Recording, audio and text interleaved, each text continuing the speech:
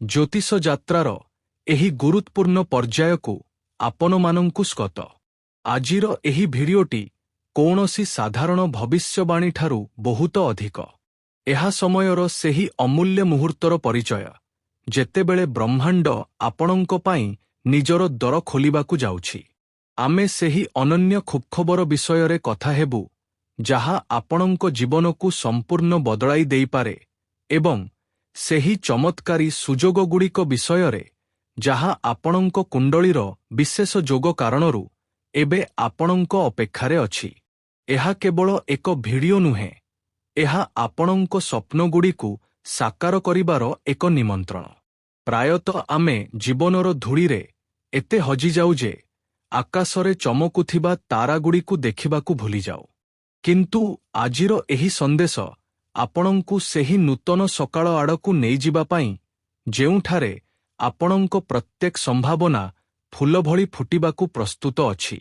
ଅନେକ ଲୋକ ଗତ କିଛି ମାସ ମଧ୍ୟରେ ମାନସିକ, ଶାରୀରିକ ଏବଂ ଆର୍ଥିକ ସ୍ତରରେ ଯେଉଁ ଅସୁବିଧାଗୁଡ଼ିକ ଅନୁଭବ କରିଛନ୍ତି, ତାହା କୌଣସି ସାଧାରଣ କଥା ନୁହେଁ। ଯେତେବେଳେ ଆମ କୁଣ୍ଡଳୀରେ ଗ୍ରହମାନଙ୍କ ଅବସ୍ଥିତି ଏପରି ହୋଇଯାଏ ଯେ ସେମାନେ ଆମକୁ ଚ୍ୟାଲେଞ୍ଜ ଦିଅନ୍ତି, ସେତେବେଳେ ଜୀବନ ଏକ ଭୁଲଭୁଲତିଆ ଭଳି ଲାଗେ, ଯେଉଁଠାରୁ ବାହାରିବାର ରାସ୍ତା ନଜର ଆସେ ନାହିଁ। କିନ୍ତୁ ବର୍ତ୍ତମାନ ସେହି ସମୟ ବିତିଯାଉଛି। ଜ୍ୟୋତିଷ ଶାସ୍ତ୍ର କହେ ଯେ ଯେତେବେଳେ ବୃହସ୍ପତି ଏବଂ ଶୁକ୍ର ଭଳି ଶୁଭଗ୍ରହମାନେ ନିଜର ଅବସ୍ଥିତି ବଦଳାନ୍ତି, ସେତେବେଳେ ସେମାନେ କେବଳ ନୂତନ ଶକ୍ତି ଆଣନ୍ତି ନାହିଁ, ବରଂ ପୁରୁଣା ପ୍ରତିବନ୍ଧକଗୁଡ଼ିକୁ ମଧ୍ୟ ଭାଙ୍ଗିଦିଅନ୍ତି। ବର୍ତ୍ତମାନ ଗ୍ରହମାନଙ୍କର ଏପରି ଏକ ସଂଯୋଗ ତିଆରି ହେଉଛି, ଯାହା କେବଳ ଆଶ୍ୱସ୍ତି ନୁହେଁ, ବରଂ ଆପଣଙ୍କ ଜୀବନରେ ଏକ ଜବରଦସ୍ତ ସକାରାତ୍ମକ ଉଚ୍ଛ୍ୱାସ ଆଣିବାକୁ ଯାଉଛି। ଏହା କୌଣସି ସାଧାରଣ ଦିନ ନୁହେଁ, ଏହା ମହାଜାଗତିକ କ୍ରାନ୍ତିର ମୁହୂର୍ତ୍ତ। ଆପଣଙ୍କ କୁଣ୍ଡଳୀରେ ଯେଉଁ ମଧ୍ୟ କଷ୍ଟକାରୀ ଯୋଗ ଥିଲା, ସେଗୁଡ଼ିକ କ୍ରମଶଃ ଦୁର୍ବଳ ହେଉଛି ଏବଂ ସେଗୁଡ଼ିକର ସ୍ଥାନରେ ନୂତନ ସୁଯୋଗର ଯୋଗ ତିଆରି ହେଉଛି। ଏହି କାରଣରୁ ଏବେ ଆପଣଙ୍କୁ ପୁରୁଣା ମାନସିକତାକୁ ଛାଡ଼ି ଏକ ନୂତନ ଦୃଷ୍ଟିକୋଣ ସହିତ ଆଗକୁ ବଢ଼ିବା ଉଚିତ, କାରଣ ବ୍ରହ୍ମାଣ୍ଡ ଏବେ ଆପଣଙ୍କ ସାଥ ଦେବା ପାଇଁ ସମ୍ପୂର୍ଣ୍ଣ ପ୍ରସ୍ତୁତ। ଏହି ପରିବର୍ତ୍ତନର ସବୁଠାରୁ ଗଭୀର ପ୍ରଭାବ ଆପଣଙ୍କ ବ୍ୟକ୍ତିଗତ ସମ୍ପର୍କଗୁଡ଼ିକ ଉପରେ ଦେଖିବାକୁ ମିଳିବ। ଯେତେବେଳେ ଗ୍ରହମାନେ ଆପଣଙ୍କ ପାଇଁ ଅନୁକୂଳ ହେବାକୁ ଲାଗନ୍ତି, ସେତେବେଳେ ସର୍ବପ୍ରଥମେ ଆପଣଙ୍କ ଆଖପାଖର ଲୋକଙ୍କ ବ୍ୟବହାର ବଦଳିଯାଏ। ଗତ କିଛି ସମୟରୁ ଯେଉଁ ସମ୍ପର୍କଗୁଡ଼ିକ ଆପଣଙ୍କୁ ଚାପ ଦେଉଥିଲା, ସେଗୁଡ଼ିକ ଏବେ ନିଜେ ନିଜେ ସମାଧାନ ହେବାକୁ ଲାଗିବ।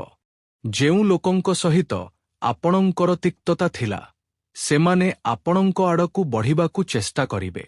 ଏହା ସେହି ପୁରୁଣା ଝଗଡ଼ାଗୁଡ଼ିକୁ ଭୁଲିଯାଇ ନୂତନ ଆରମ୍ଭ କରିବାର ସମୟ। ଏହା ହୋଇପାରେ ଯେ ଆପଣଙ୍କ ପରିବାରରେ କୌଣସି ସଦସ୍ୟ ପୂର୍ବରୁ ଆପଣଙ୍କ କଥା ବୁଝୁନଥିଲେ, କିନ୍ତୁ ଏବେ ସେ ଆପଣଙ୍କ ଦୃଷ୍ଟିକୋଣକୁ ବୁଝିବାକୁ ଲାଗିବେ। ଏସବୁ କୌଣସି ବିଶେଷ ପ୍ରୟାସ ବିନା ଗ୍ରହମାନଙ୍କ କୃପାରୁ ହେବ। ଆପଣଙ୍କୁ କେବଳ ଧୈର୍ଯ୍ୟ ରଖିବାକୁ ହେବ ଏବଂ ନିଜ ମନର ନକାରାତ୍ମକତାକୁ ଦୂର କରିବାକୁ ହେବ। ଏହା ସେହି ସମୟ ଯେତେବେଳେ ଆପଣ ନିଜ ପ୍ରିୟଜନମାନଙ୍କ ସହିତ ମିଠା ମୁହୂର୍ତ୍ତ ବିତାଇ ପାରିବେ, କାରଣ ଯେଉଁ କଳ୍ପନା ଆପଣ କିଛି ମାସ ପୂର୍ବରୁ କରିଥିଲେ, ତାହା ଏବେ ବାସ୍ତବତା ହେବାକୁ ଯାଉଛି। ସମ୍ପର୍କରେ ଯେଉଁ ଦୂରତା ଆସିଥିଲା, ତାହା ମିଳେଇଯିବ ଏବଂ ସେଗୁଡ଼ିକର ସ୍ଥାନରେ ଆତ୍ମୀୟତା ଓ ବିଶ୍ୱାସ ଆସିବ। ସେହିପରି ଆପଣଙ୍କ କ୍ୟାରିୟର ଏବଂ ଆର୍ଥିକ ସ୍ଥିତିରେ ମଧ୍ୟ ଏକ ଐତିହାସିକ ପରିବର୍ତ୍ତନ ଆସିବାକୁ ଯାଉଛି। ଜ୍ୟୋତିଷରେ ଯେତେବେଳେ ଧନର କାରକ ଗ୍ରହମାନେ ମଜଭୁତ ହୁଅନ୍ତି, ସେତେବେଳେ ଆୟର ନୂତନ ଉତ୍ସ ଖୋଲିଥାଏ। ଏହା ହୋଇପାରେ ଯେ ଆପଣ ଦୀର୍ଘ ସମୟରୁ କୌଣସି ଚାକିରି ବା ବ୍ୟବସାୟ ପାଇଁ ଚେଷ୍ଟା କରୁଥିଲେ ଏବଂ ଆପଣଙ୍କୁ ସଫଳତା ମିଳୁନଥିଲା, କିନ୍ତୁ ଏବେ ସେହି ସମୟ ଆସିଯାଇଛି ଯେତେବେଳେ ଆପଣଙ୍କ କାମକୁ ସରକାରୀ ସ୍ୱୀକୃତି ମିଳିପାରେ କିମ୍ବା କୌଣସି ବଡ଼ ପ୍ରୋଜେକ୍ଟ ଆପଣଙ୍କ ହାତକୁ ଲାଗିପାରେ।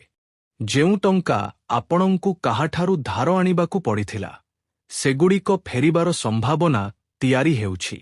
ବ୍ୟବସାୟରେ ପୁରୁଣା ଗ୍ରାହକମାନେ ପୁଣି ଥାଏ ଆପଣଙ୍କ ସହିତ ଯୋଗାଯୋଗ କରିବେ ଏବଂ ନୂତନ ଗ୍ରାହକମାନେ ଆପଣଙ୍କ ଆଡ଼କୁ ଆକର୍ଷିତ ହେବେ। ଏହା ଆପଣଙ୍କ ପାଇଁ ପରିଶ୍ରମର ଫଳ ପାଇବାର ସମୟ।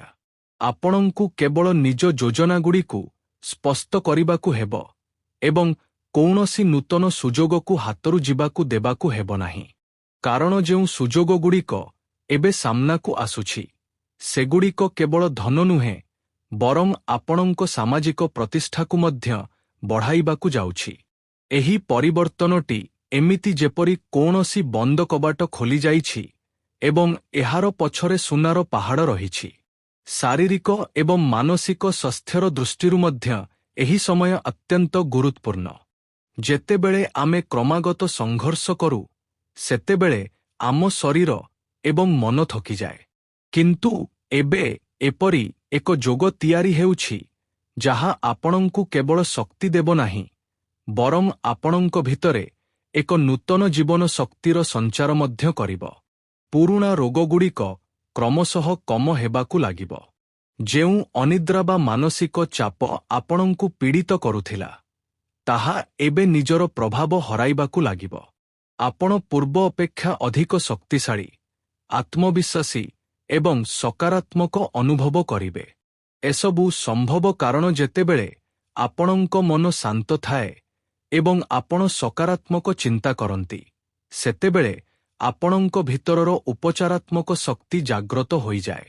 ଏହି ସମୟରେ ଆପଣଙ୍କୁ ନିଜର ଦିନଚର୍ଯ୍ୟାରେ କିଛି ପରିବର୍ତ୍ତନ କରିବା ଉଚିତ, ଯେପରିକି ପ୍ରାତଃକାଳରେ ଯୋଗ ବା ଧ୍ୟାନକୁ ସ୍ଥାନ ଦେବା, ଯାହାଦ୍ୱାରା ଆପଣ ଏହି ପରିବର୍ତ୍ତନକୁ ଆହୁରି ଗଭୀର ଭରେ ଅନୁଭବ କରିପାରିବେ। ଆପଣଙ୍କ ଶରୀର ଏବଂ ମନ ଏବେ ପୂର୍ବ ଅପେକ୍ଷା କୋଉଠି ଅଧିକ ସୁସ୍ଥ ହେବାକୁ ଯାଉଛି। ଏହି ପରିବର୍ତ୍ତନ କେବଳ ଭୌତିକ ସ୍ତର ପର୍ଯ୍ୟନ୍ତ ସୀମିତ ନୁହେଁ, ବରଂ ଏହା ଆପଣଙ୍କ ଆତ୍ମିକ ବିକାଶର ମଧ୍ୟ ଏକ ଦର ଅଟେ। ଆପଣ ଗତ କିଛି ସମୟରେ ଯାହା ମଧ୍ୟ ଅନୁଭବ କରିଛନ୍ତି, ସେମାନେ ଆପଣଙ୍କୁ ଅଧିକ ସମ୍ବେଦନଶୀଳ ଏବଂ ଗଭୀର କରିଦେଇଛନ୍ତି। ଏବେ ଆପଣ ନିଜ ଅସ୍ତିତ୍ୱର ସେହି ସତ୍ୟକୁ ବୁଝିବାକୁ ଲାଗିବେ, ଯାହା ଭୌତିକ ସୁଖଠାରୁ ପରେ ଅଟେ।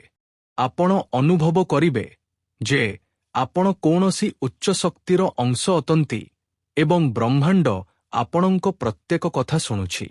ଆପଣ ଯେତେ ଅଧିକ ଆତ୍ମଚିନ୍ତନ କରିବେ, ଆପଣଙ୍କୁ ସେତେ ଅଧିକ ସ୍ପଷ୍ଟତା ମିଳିବ। ଏହା ସେହି ସମୟ ଯେତେବେଳେ ଆପଣଙ୍କୁ ନିଜ ଜୀବନର ଉଦ୍ଦେଶ୍ୟକୁ ପୁଣି ଥରେ ପରିଭାଷିତ କରିବା ଉଚିତ। ପୁରୁଣା ଅଭ୍ୟାସଗୁଡ଼ିକ ଯାହା ଆପଣଙ୍କୁ ସୀମିତ କରୁଥିଲା, ଏବେ ସେଗୁଡ଼ିକୁ ତ୍ୟାଗ କରନ୍ତୁ। ନୂତନ ଲକ୍ଷ୍ୟ ତିଆରି କରନ୍ତୁ ଏବଂ ସେଗୁଡ଼ିକୁ ପ୍ରାପ୍ତ କରିବା ପାଇଁ